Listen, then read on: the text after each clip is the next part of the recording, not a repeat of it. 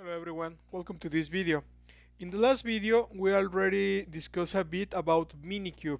We installed it on CentOS 7.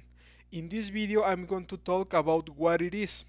Minikube is a local Kubernetes environment which is very helpful for learning purposes as well as for development.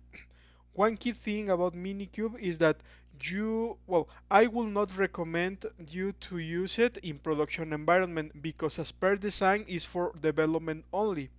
So, what are the requirements for installing Minikube on a system?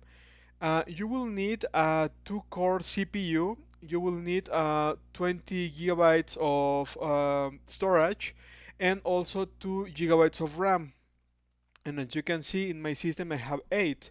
Also, and very important, you need a virtualization system. In my case I'm using Docker, and as you can see the service is running. So I'm meeting all the requirements for the Minikube installation. Also, Minikube will rely on kubectl to manage all the cluster interactions.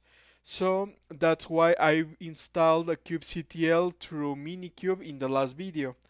And now I'm able to touch the cluster or to interact with the cluster.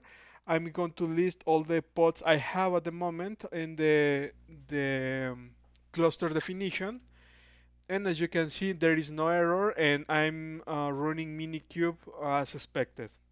So basically Minikube is a local Kubernetes environment which is not recommended, at least by me, for a production environment.